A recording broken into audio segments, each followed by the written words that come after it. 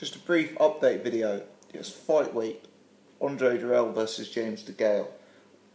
IFL TV crew are out in Boston. Eddie Hearn's out in Boston. We're getting some coverage coming over from across the pond.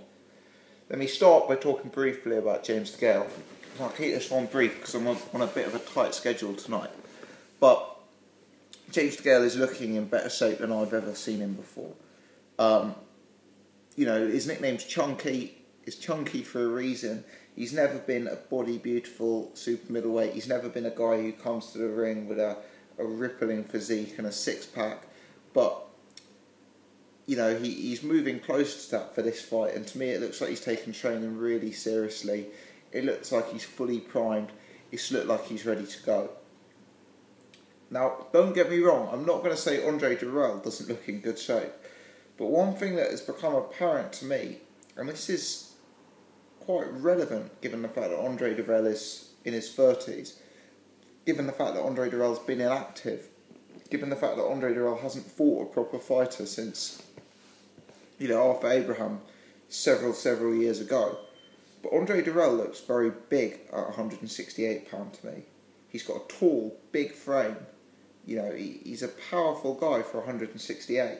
Now, we've got to remember the last times that he was really boiling down to fight a guy like Frotz or a guy like Abraham, Dirrell was a guy in his 20s.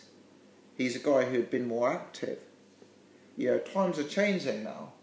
As I say, how often has he made that 168 pound limit? How often has he then had to go rounds after making it? For me, the weight could be an interesting factor here, especially with Degale looking at his best. Is it time for Dirrell? Well, is Dirrell's tenure at 168 coming to a close? I mean, the other thing that's interesting is, the Dirrells are always very, very aggressive before a fight. I remember Andre Dirrell called Frotz. I remember Anthony Dirrell versus Badou Jack, even recently. They're very unpleasant, aggressive individuals before a fight. And to be honest, I don't like that. It's not something that entertains me. I think it's all good having a bit of banter and a bit of build-up, but perhaps they get too far and are a bit too in your face about it.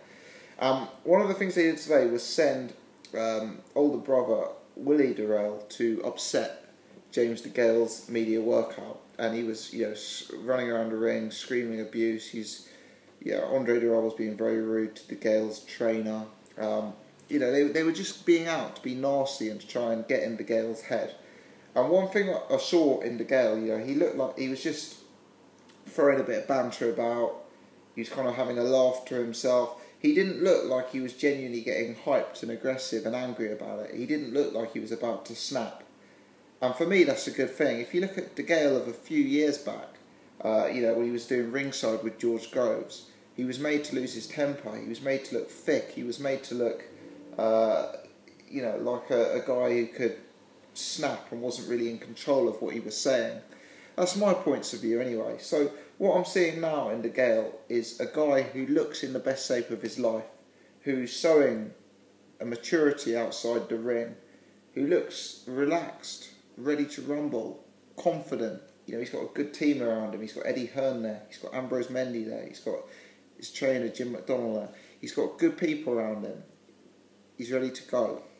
Andre Dirrell, let's see when he steps on the scales. Let's see how tight he is on the weight. I think that's potentially interesting. Let me know your thoughts. As always, keen to discuss.